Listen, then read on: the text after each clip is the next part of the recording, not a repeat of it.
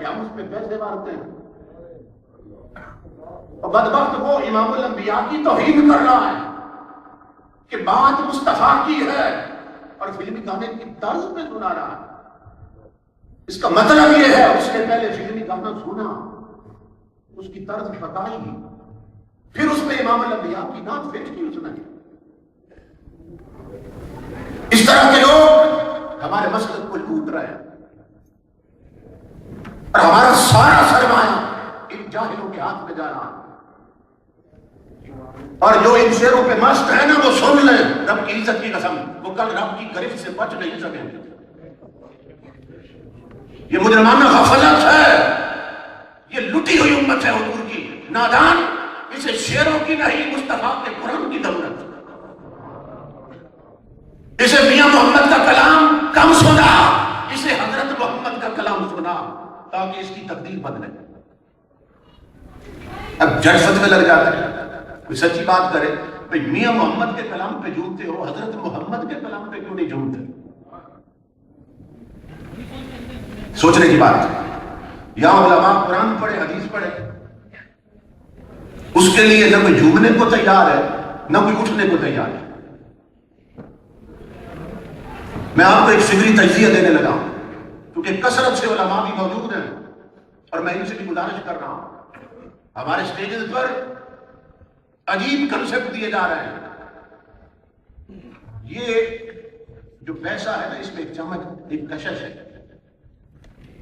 اب صورتحال کیا ہے کہ جو نعت پڑھے مجمع اٹھتا ہے، بابے اٹھتے ہیں، جوان اٹھتے ہیں، اس پر پیسوں کی بارش کر دیتے ہیں. ہماری نئی نسلیں جو بچے پڑھ رہے ہیں وہ دیکھ رہے ہیں کہ شیروں والوں کو پذیرائی دی جا رہی ہے. اس کا نتیجہ کیا نکل رہا ہے؟ عالم کا بچہ عالم نہیں نعت خوان بن رہا ہے، پیر کا بچہ عالم نہیں نعت خوان بن رہا ہے. وہ دیکھتا ہے 4 نعتیں یاد کر کے اتنا کچھ کما لینا ہے تو علم پڑھنے کی ضرورت کیا ہے؟ سمجھ رہے ہیں میری بات؟ آپ کے بچے نعت خوان بن رہے ہیں، شعر یاد کر رہے ہیں. میرا مشورہ مانے، اللہ اگر توفیق دے تو یہ جو نعتیں پڑھتے ہیں ان کے پیسے بند کر دیں. اگر اس کشتی کو نکالنا چاہتے ہیں، اگر اس لٹی ہوئی نسل کو بچانا چاہتے ہیں، ان کے پیسے بند کر دیں. اس سٹیج پہ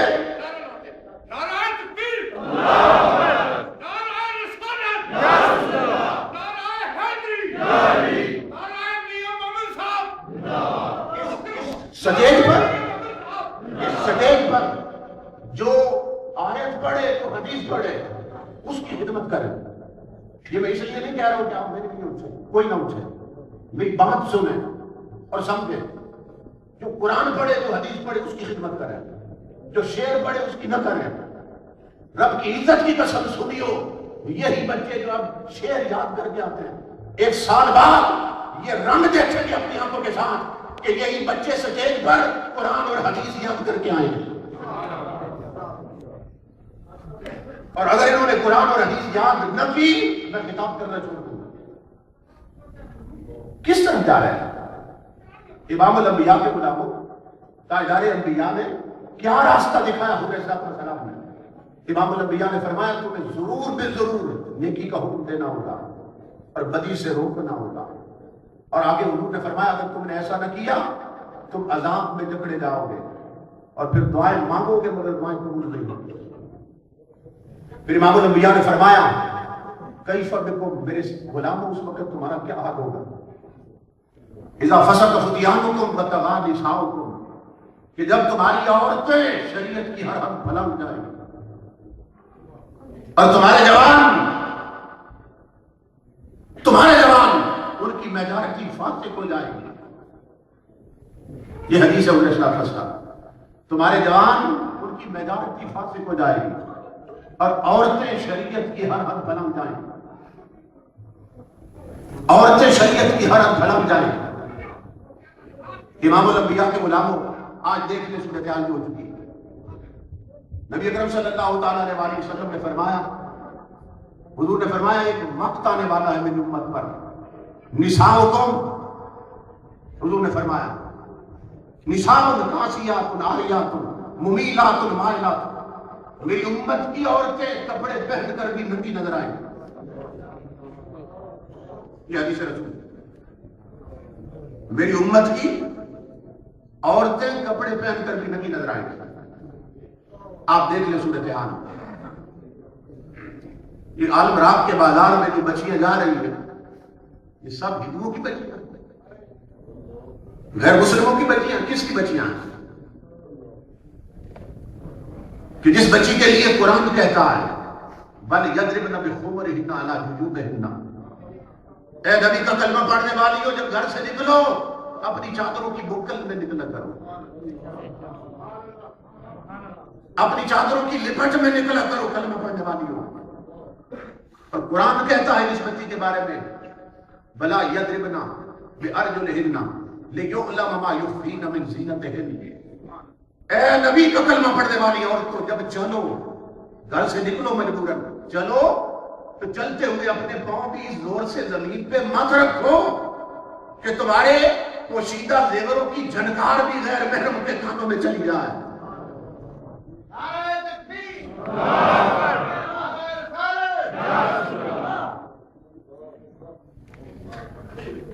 اب صورت حال یہ ہے کہ عورت سرلانگ دور ہے اور اس کی اونچی ہیل کی چپ چپ پہلے سب آ رہی تھی.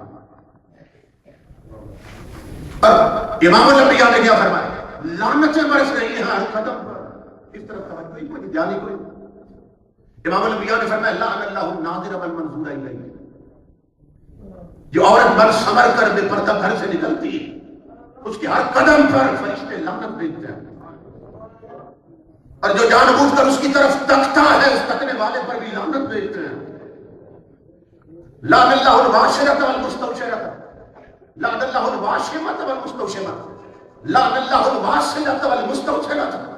امام الانبیاء نے فرمایا وہ عورتیں جو جوڑے میں مصنوعی بال لگاتی ہیں، جو لگائیں ان پر بھی لعنت، جو لگوائیں ان پر بھی لعنت. جو تھریڈنگ کرتی ہے حضور نے فرمایا جو یہ کرے ان پر بھی لعنت، جو کرائیں ان پر بھی لعنت. اپنے دانتوں میں گرزیں بنواتی ہیں، حضور نے فرمایا جو کرے ان پر بھی لعنت، جو کرائیں ان پر بھی لعنت. جو اپنا جسم کھدوا کے بیل بوٹے بنواتی ہیں، اور یہ مردوں میں مرد ہے، بعض نے اپنے نام لکھ رکھے ہیں اور بعض نے یاقوت بنا رکھے. امام الانبیاء نے فرمایا جو یہ کرے اس پر بھی لعنت، جو کرائے اس پر بھی لعنت. امام الانبیاء کے غلاموں سوچئے لعنتیں کتنی آ رہی ہیں. زندگیوں میں برکت کہاں سے آئے، گھروں میں سکون کہاں سے آئے، اور اولاد میں اطاعت کا جذبہ کہاں سے آئے، آنکھوں میں حیا کہاں سے آئے. یہاں اہل سنت کی مجالس میں بڑے دعوے ہوتے ہیں اب جی حضور کے حبدار ہیں، تو محبت کی بھی کوئی تگڑی ہے کہ نہیں ہے. یا جس کی پشت پہ ہاتھ رکھو کہتے ہیں میں عاشق رسول ہوں. تم نے پڑھے کوئی نہیں کہ عاشق رسول کیسے ہوتے ہیں. اولیاء فرماتے ہیں اگر کوئی بندہ تو اس سے پوچھے کہ تجھے حضور سے عشق ہے کہ نہیں ہے، چپ کر جا. یہاں تو نعرے لگتے ہیں نا. اولیاء کہتے ہیں چپ کر جا. کیوں؟ اگر کہے حضور سے عشق نہیں ہے کافر ہوتا ہے، اگر کہے حضور سے عشق ہے تو منافق ہوتا ہے. کیوں کہ مصطفیٰ کے عاشق تیرے جیسے نہیں ہوتے ہیں کہ نماز ایک نہ پڑھے اور حضور کے عاشق ہو، کبھی قرآن کی زیارت تک نہ کی ہو اور حضور کے عاشق ہو، گھر تباہ اور غیر اسلامی ہو اور حضور کے عاشق ہو، بیٹیاں غیر اسلامی لباس پہن کے بازار میں پھرے اور حضور کے عاشق ہو. حضور کے عاشق ایسے نہیں ہوتے. اس کے لیے تکڑی دے رہا ہوں. امام الانبیاء کے حبدار تکنا چاہتے ہو تو پھر میلاد کے جلوس میں مت دیکھو، 5 وقت مسجد میں نماز میں دیکھا کرو کتنے حضور کے عاشق ہیں. اگر امام الانبیاء کے عاشق تکنا چاہتے ہو تو پھر لنگر کھاتے ہوئے مت دیکھو، روزے رکھتے ہوئے دیکھا کرو. اس لیے کہ ہم چوری کھانے والے مجنون ہیں، خون دینے والے نہیں ہیں. ایک فقیر سے کسی نے کہا کہ عام مسلمان میں اور ولی میں فرق کیا ہوتا ہے. عام مسلمان میں اور ولی میں فرق کیا ہوتا ہے؟ اس نے کہا کہ بڑا آسان فرق ہے سمجھنا. اب ہر شخص گریبان میں جانتا ہے. اس نے کہا جو مسلمان ہے نا، عام مسلمان، مسلمان وہ ہے کہ جو رب کو مانتا ہے، رب کی نہیں مانتا۔ مسلمان وہ ہے رب کو مانتا ہے، رب کی نہیں مانتا۔ عام مسلمان وہ ہے کہ سارے ہم ہیں، رسول کو مانتے ہیں مگر رسول کی نہیں مانتے۔ اگر ہم نے رسول کی مانی ہوتی ہماری بیٹیوں کے سر ننگے نہ ہوتے۔ اگر ہم نے رب رسول کی مانی ہوتی ہمارے گھر میں انڈیا کی فلمیں نہ پڑی ہوتی۔ اگر ہم نے رسول کی مانی ہوتی ہماری بیٹیوں کے ہاتھ میں رومانٹک ناول نہ ہوتے، سیرت فاطمہ کی کتابیں ہوتے۔ ہم رب کو مانتے ہیں، رب کی نہیں مانتے۔ رسول کو مانتے ہیں، رسول کی نہیں مانتے۔ نتائج کیسے پیدا ہو؟ امام الانبیاء نے فرمایا تمہارا کیا حال ہوگا جب تمہاری میجارٹی فاسق ہوگی، جوانوں کی میجارٹی فاسق ہو جائے گی، اور تمہاری عورتیں شریعت کی حالت پھلک جائیں گی کہ کپڑے پہن کر بھی ننگی ہوگی۔ نساء کاسیات عاریات ممیلات مائلات رؤوسہن کاسنمۃ البخت المائلہ۔ حضور نے فرمایا ایک وقت آئے گا میری امت پر کپڑے پہن کے بھی عورتیں ننگی ہوں گی۔ کیسے؟ اس کے 3 معنی علماء نے بیان کیے۔ ایک یہ ہے کہ لباس اتنا مختصر ہوگا کپڑے پہن کر بھی ننگی نظر آئیں گے، اور بعض ملکوں کا لباس ایسا ہے کہ وہ ساڑیاں پہنتی ہیں، آپ دیکھ لیں ہیں مسلمان عورتیں، پیٹ بھی نظر آتا ہے، پشت بھی نظر آتی ہے، اور گردن سے نیچے پشت نظر آتی ہے۔ کچھ وہ عورتیں ہیں لباس تھوڑا پہنتی ہیں، مختصر، کپڑے پہن کر بھی ننگی شریعت کی نظر میں۔ اور دوسرا معنی کہ لباس ڈریس اتنا ٹائٹ پہنے گی کہ جسم کے وہ حصے جنہیں چھپانا ضروری ہے وہ خود ابھر کر سامنے آ جائیں گے، گویا کپڑے پہن کر بھی ننگی ہوں گی۔ تیسرا معنی ہے کہ کپڑے اتنے باریک ہو جائیں گے گرمی کی وجہ سے۔ جب گرمی ہوگی لباس اتنا باریک ہوگا کہ کپڑے پہن کر بھی ننگی نظر آئیں گے۔ امام الانبیاء نے فرمایا وہ نکلیں گی گھر سے بن سور کے، کیوں؟ تاکہ مردوں کو اٹریکٹ کریں، کھینچیں اپنی طرف، دنیا دیکھیں ان کی طرف، اور ممیلات مائلات مچک مچک کے چلیں گی۔ دیکھ لیں چال، مچک مچک کے چلیں گے۔ امام الانبیاء نے فرمایا رؤوسہن کاسنمۃ البخت المائلہ، اپنے بال جوڑ کر اس طرح سر پہ جوڑا بنائے گی کہ جس طرح عرب میں بختی اونٹوں کی کوہانیں ہوتی ہیں، جس طرح عرب میں بختی اونٹوں کی کوہانیں ہوتی ہیں، اس طرح ان کے جوڑے سر پہ اٹھے ہوئے نظر آئیں۔ یہ وہ بد نصیب عورتیں، اب ان کے لیے وعید سنائی حضور نے، فرمایا ان کا حال کیا ہوگا قیامت کے دن؟ فرمایا لا يدخلن الجنۃ ولا یجدن ریحھا، وہ بد نصیب جنت میں جانا تو دور